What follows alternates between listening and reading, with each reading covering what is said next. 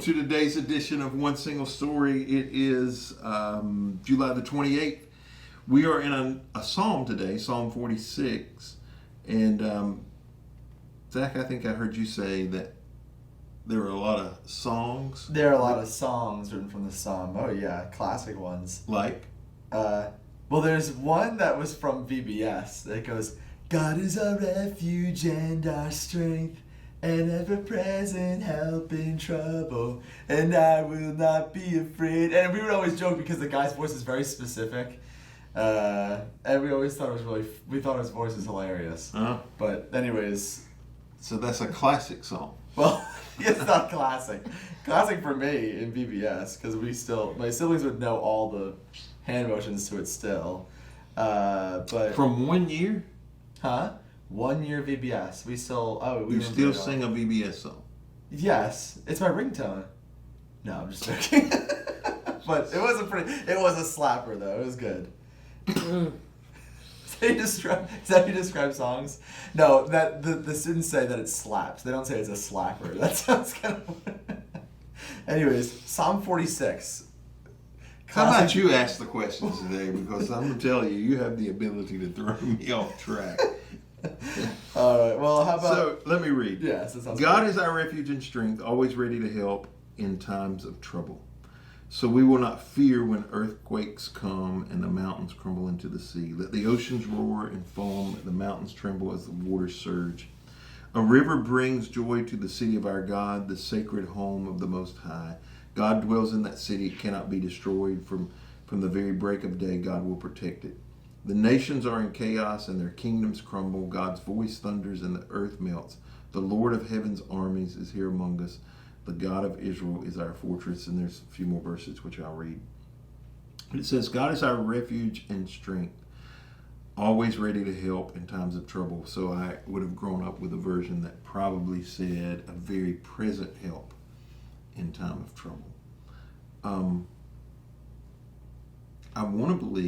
I do believe, God's with me all the time. And I want to believe that he's always willing to help. But why do you believe the writer here says he's more ready to help? That's not what it says. He emphasizes that he's ready to help in times of trouble. I believe that God is ready to help us in times when we're not in trouble, but we don't know that we need his help. His help is much more apparent when we're in need of it, right? It's kind of like if you're on the boat and someone throws you a life preserver, you're just like, why are you throwing me a life preserver? Whereas if you've because it's the law that certain ages have to wear. That is true, yes. Life vest. That is true, and he helps us then too, even when we're in the safety, it's like to keep us more safe with his word. But then we notice it a lot more when we've fallen off the boat and we're drowning, that when someone throws a life preserver, then we're a lot more welcoming of it, and we remember that a lot more, and so I think that help that he provides is much more apparent.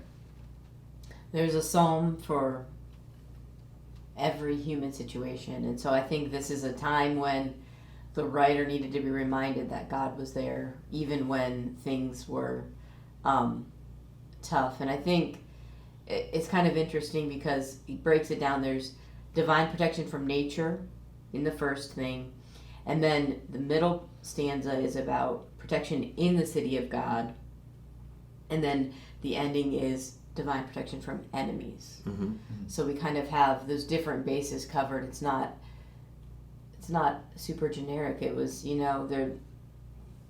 nature is something that we have no control. As we're filming this, I've been watching videos of Yellowstone Park getting wiped out by a flood. A massive house fell off the edge of the river, a bridge got taken out, and there's nothing we can do, even in modern day, against nature. All we can do is try to get ourselves to safety. Take it. Yeah. It's coming. Verse 2 says, so we will not fear, and then it talks about some of those forces of nature. What does it mean not to fear? It's easy to say, don't be afraid, don't be fearful, when you're not the one in the middle of it. What do you think it means to not, when it says don't fear, we will not fear?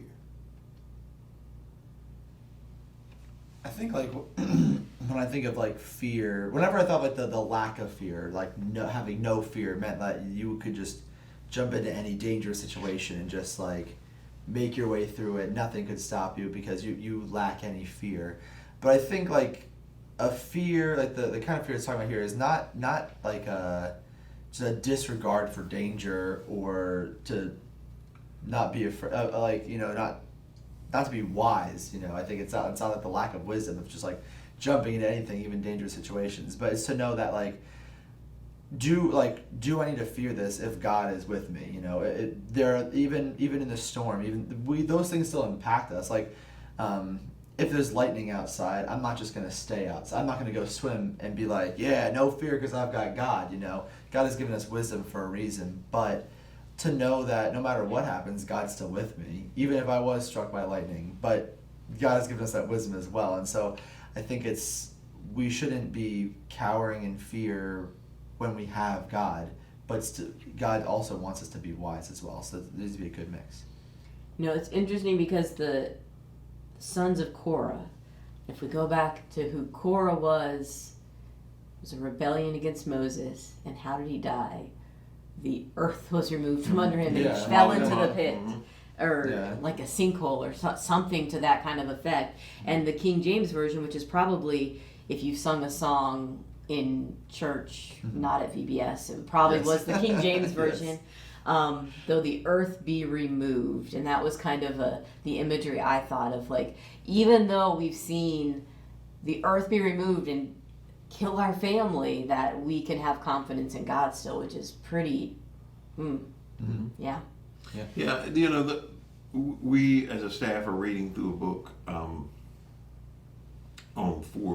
profiles of 4 presidents.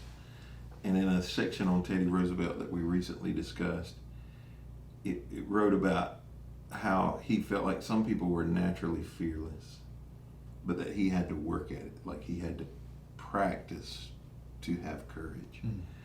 And I think some people it comes naturally to, like, yeah, no big deal, I'm going to trust God. Maybe you've been around those people.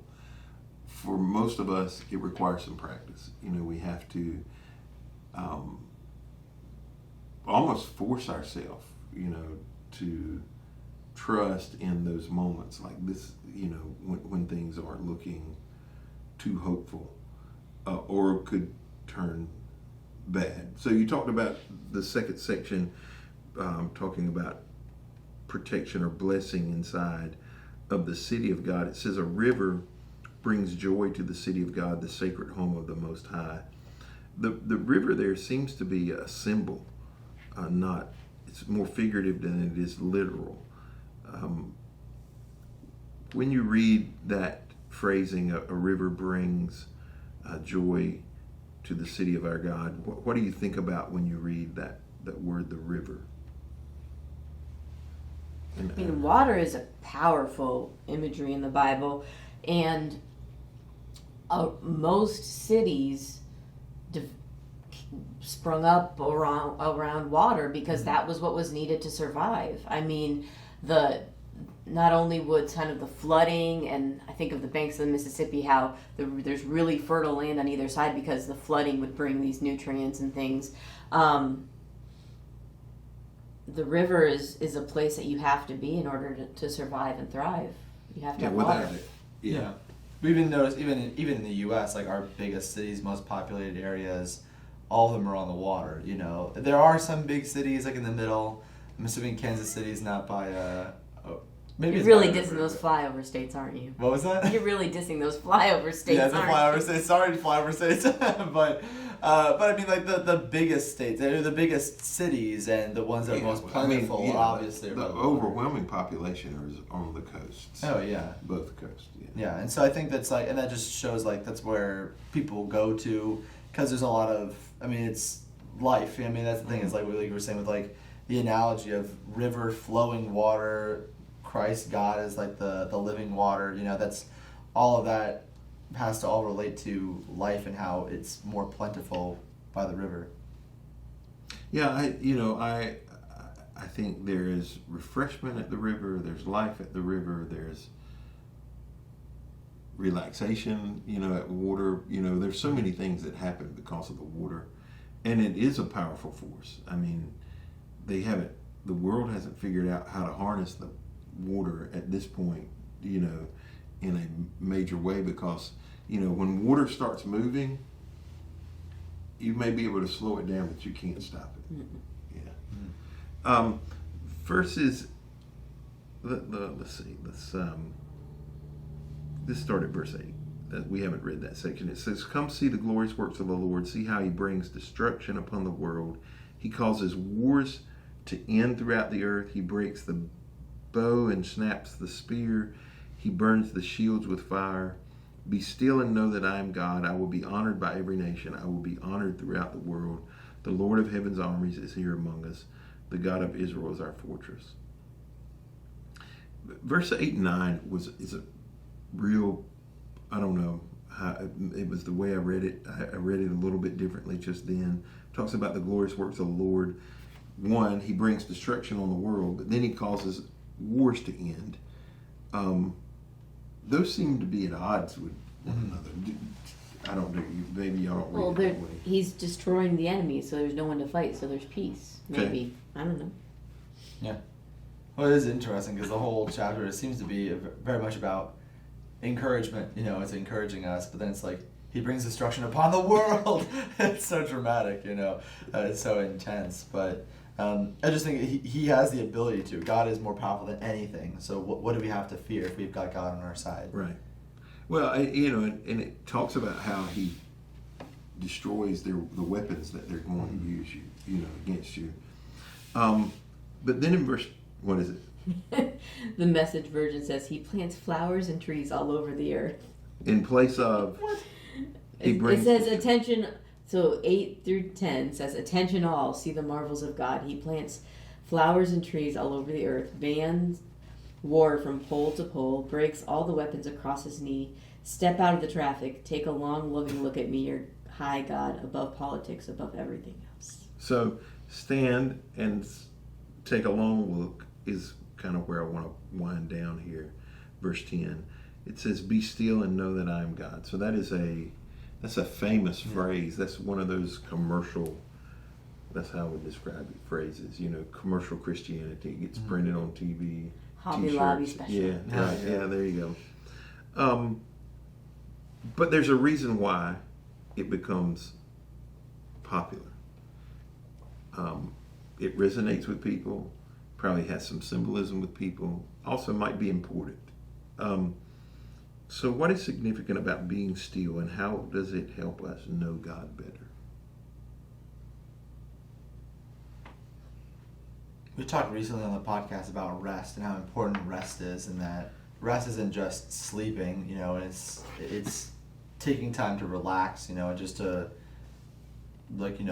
take time to just be by yourself and be with God, and that could be through prayer, that could be through, meditation, but ultimately, I think it's so easy to try to, I'm one of those people that, more so than I even used to be, I try to fill every moment of my day. I try to have something planned for every moment of my day.